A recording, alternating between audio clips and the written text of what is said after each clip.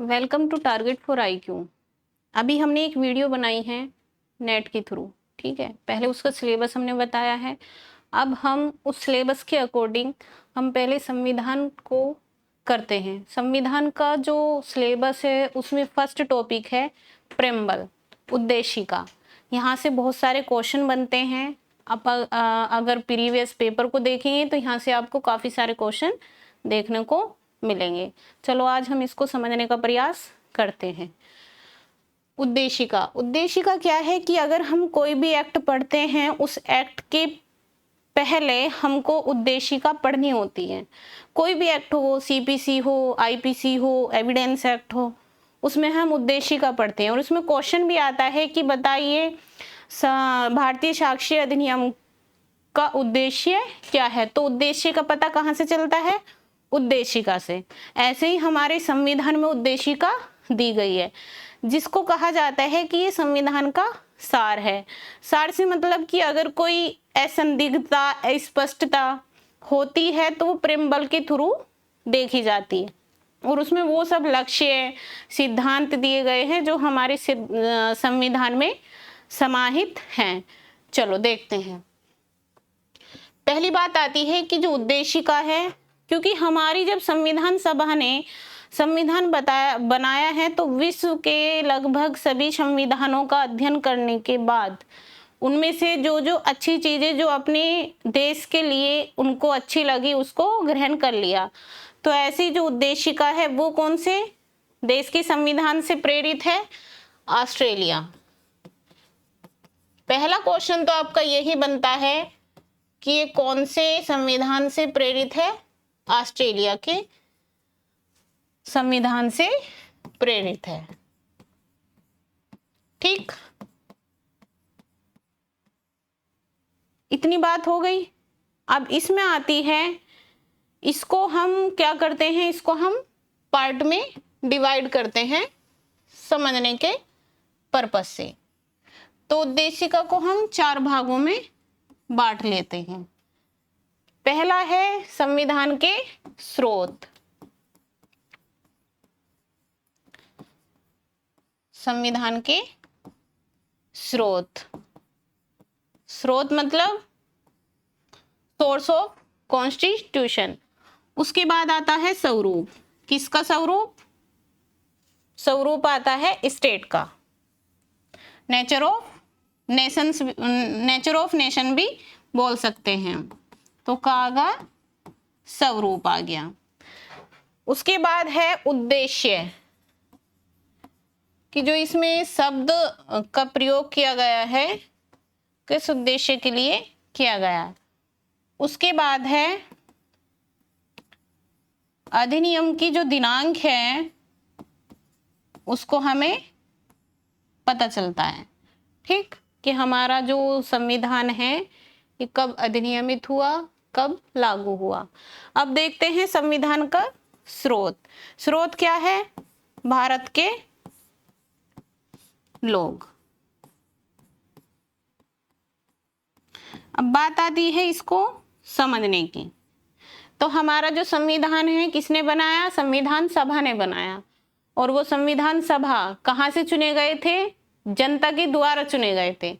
तो जनता का मतलब कहाँ की जनता? भारत की जनता, मतलब भारत के लोग।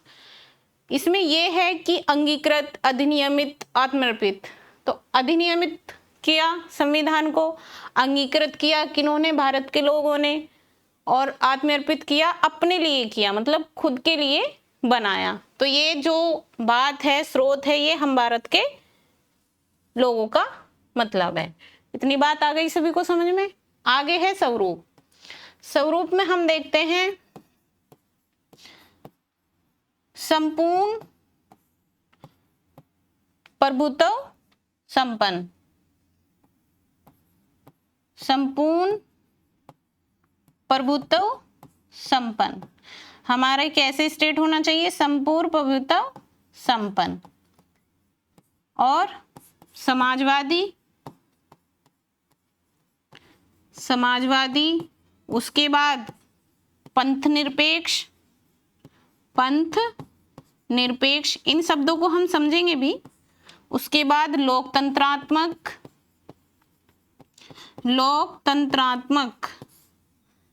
नेक्स्ट है गणराज्य। ठीक, ये क्या है? ये नेचर ऑफ नेशन। उसके बाद है उद्देश्य। उद्देश्य क्या है? सामाजिक, आर्थिक, राजनीतिक न्याय प्रदान करना। किसको? भारत के नागरिकों को। उसके बाद है धर्म, अभिव्यक्ति, विश्वास, धर्म, अभिव्यक्ति, विश्वास और उपासना। समता किसकी? पद और अवसर की समानता। बंधुता, किसकी बंधुता? कि व्यक्ति की गरिमा,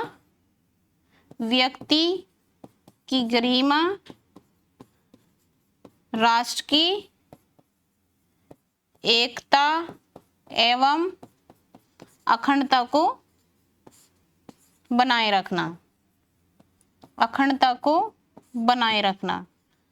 ये क्या है? बंधुता है। अधिनियमित कब हुआ? 26 नवंबर 1949 को। लागू कब हुआ? 26 जनवरी 1950 को लागू हुआ।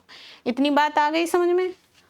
अब हम देखते हैं इसमें भारत के लोगों की बात तो आपको समझ में आ गई कि भारत के लोग को ये समर्पित क्यों किया गया, क्योंकि ये जो संविधान सभा थी ये भी भारत के लोगों के द्वारा ही चुनी गई थी और उन्होंने जो काम किया वो भारत के लोगों के लिए ही किया। और ये जो बात है, जब हम इंटरनेशनल लॉ पढ़ते हैं तो वहां पे भी राष्ट्र के लोगों की बात की गई है, तो वहीं से प्रेरित होकर संविधान सभा ने ये भारत के लोगों को आत्मर्पित किया है। आगे चलते हैं, हम इसके स्वरूप की बात करते हैं। पहला स्वरूप है संपूर्ण प्रभुत्व संपन्न। अब इसको हम समझने का प्रयास करते हैं कि इस शब्द का मीनिंग क्या है। ठीक है, तो अब हम इस शब्द को समझते हैं। इसमें कहा गया है कि जो भारत है वो पूरी तरह से स्वतंत्र है, किसी के अधीन नहीं है। और कहते हैं कि जो भारत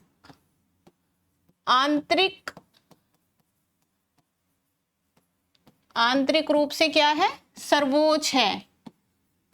क्वेश्चन आता है कि सबसे सर्वोच्च कौन है? भारत का संविधान। ठीक है, उसके बाद बाह्य रूप से क्या है? स्वतंत्र है।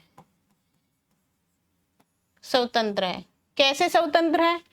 कि भारत आजादी के बाद जो राष्ट्रमंडल है कॉमनवेल्थ, उसका सदस्य है। किसके दम पर है? अपने दम पर है। ठीक है ना, क्योंकि पूरी तरह से स्वतंत्र है किसी के भी साथ संबंध स्थापित करने के लिए। हम यूएन के सदस्य भी हैं। ठीक है, तो इसका मतलब ये हुआ संपूर्ण प्रभुत्व संपन्न। नेक्स्ट हमने पढ़ा था समाजवादी। अब जो समाजवादी है इसका बेसिकली मतलब है, समाज से ही मतलब है, क्योंकि जो भी हमारा संविधान बना है वो किस उदाहरण से बना है? कि समाज में सुधार किया जा सके। इसमें हम एक केस पढ़ते हैं, DS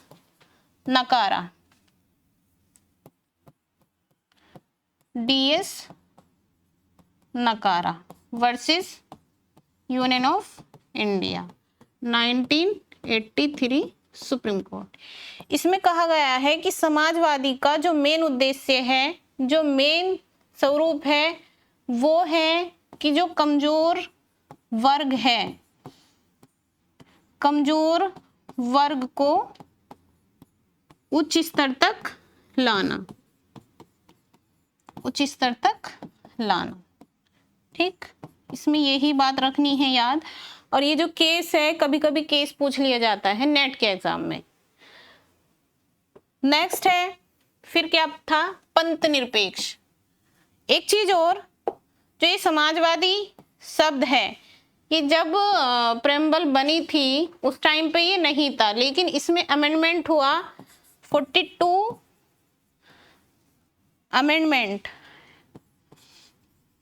अमेंडमेंट एक्ट 1976, वहां से ये जोड़ा गया।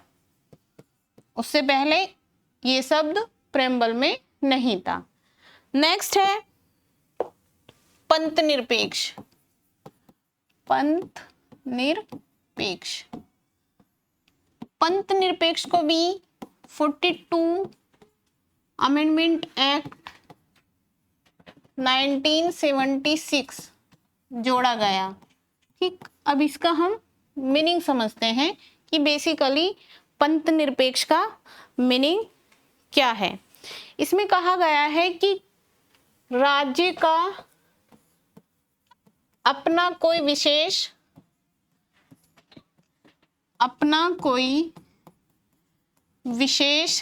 धर्म नहीं है, अर्थात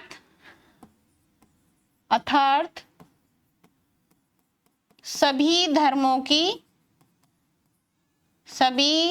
धर्मों की रक्षा करना, उसको संरक्षण प्रदान करना, यही पंथ निरपेक्ष का तात्पर्य है। ठीक, इतनी बात आ गई समझ में। कौन से अमेंडमेंट से जोड़ा गया है ये? 42 अमेंडमेंट से। इसमें क्या निर्धारित हुआ, इसमें क्या तात्पर्य है? इसका तात्पर्य ये है कि राज्य का कोई अपना विशेष धर्म नहीं है, अर्थात जितने भी धर्म हैं वो सभी को संरक्षण प्रदान करेगा और उसकी रक्षा करेगा। नेक्स्ट है लोकतंत्रात्मक। लोकतंत्रात्मक, जिसको हम इंग्लिश में बोलते हैं डेमोक्रेसी। ठीक, इसमें जो इब्राहिम लिंकन थे, उन्होंने कहा था कि ये जनता के लिए, जनता द्वारा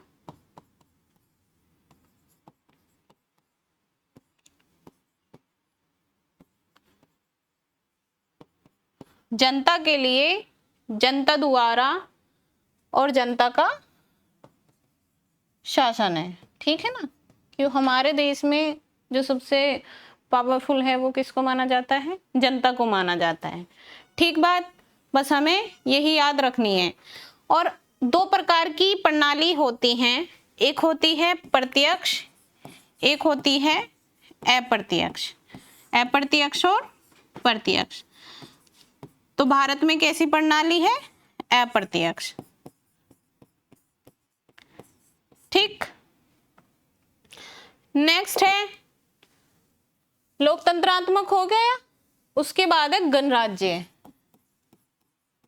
गणराज्य, इसका मतलब क्या है कि जो भारत है, हमारा देश है, उसका जो राष्ट्रीय अध्यक्ष है, जिसको हम राष्ट्रपति कहते हैं, ठीक है ना, वो वंशानुगत नहीं है, वंशानुगत नहीं है। कैसा है?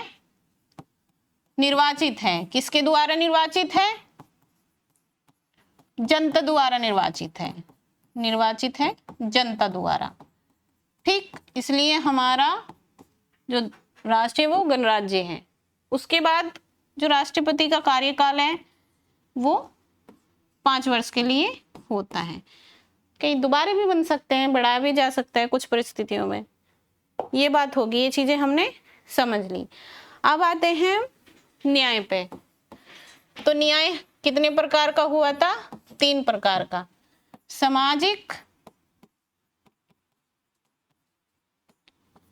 आर्थिक और राजनीतिक। ठीक, इतना तो आप समझ ही लोगे कि तीनों तरह से राजनीति, आर्थिक और सामाजिक रूप से न्याय की प्राप्ति की जा सकती है। उसके बाद आते हैं हम, एक इसमें वर्ड है अखंडता। ठीक है, अखंडता, ये पहले नहीं था लेकिन 42 अमेंडमेंट से 1946 से जोड़ा गया अखंडता शब्द को, इससे पहले ये नहीं था। अब इसमें क्या बात आती है, अखंडता का मतलब है जो हम आर्टिकल 1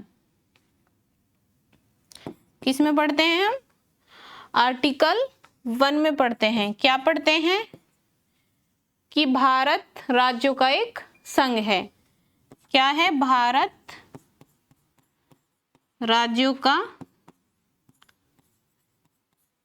संघ है।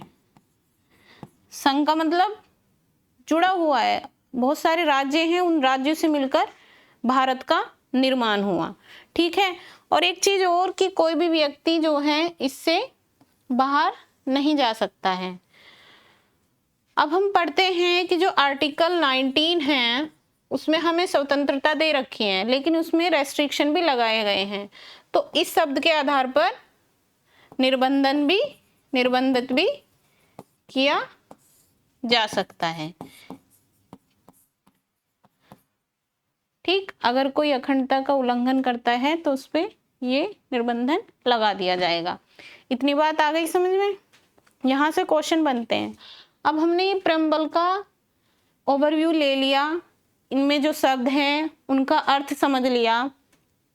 अब एक बात आती है कि क्या उद्देशिका में संशोधन हो सकता है, क्या उद्देशिका संविधान का भाग है या नहीं है। ये बात आती है कि संविधान का भाग नहीं है। जब संविधान का भाग नहीं होगा तो इसमें अमेंडमेंट नहीं होगा। ठीक है ना, तो ये बात किसने कही थी, हेनरी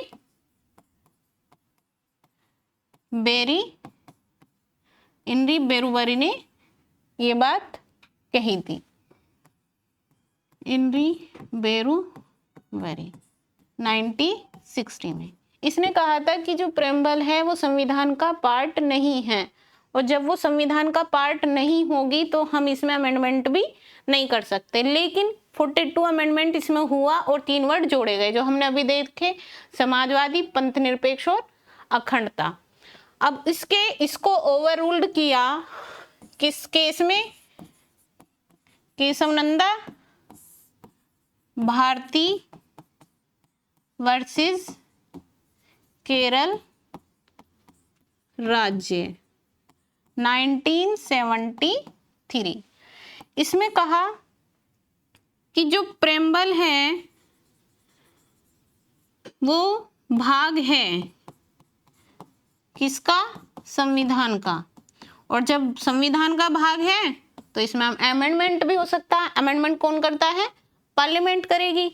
तो जब पार्लियामेंट करेगी तो कौन सा अमेंडमेंट हुआ, 42nd अमेंडमेंट एक्ट हुआ, 1976 को हुआ।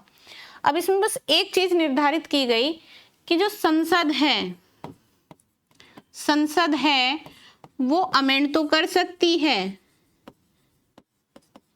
लेकिन जो हमारा बेसिक स्ट्रक्चर है, आधारभूत ढांचा, उसको नष्ट नहीं कर सकती।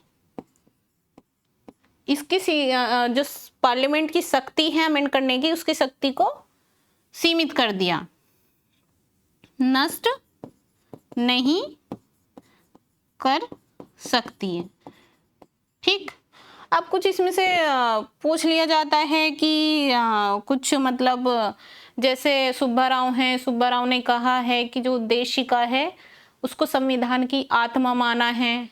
ठीक है, ये थोड़ी थोड़ी चीज है। एक आता है क्वेश्चन कि ये जो संविधान, ये जो उद्देशिका है ये कुंजी है संविधान को जानने की, तो ये बात भी निर्धारित की थी किसमें? एनरी बेरुबरी में कौन जी है। ठीक, आज के लिए इतना। ये लगभग प्रेम्बल समाप्त हो गई। अगर क्वेश्चन बनेंगे तो इसी में से ही बनेंगे, इससे बाहर कोई भी क्वेश्चन नहीं बनेगा। Thank you.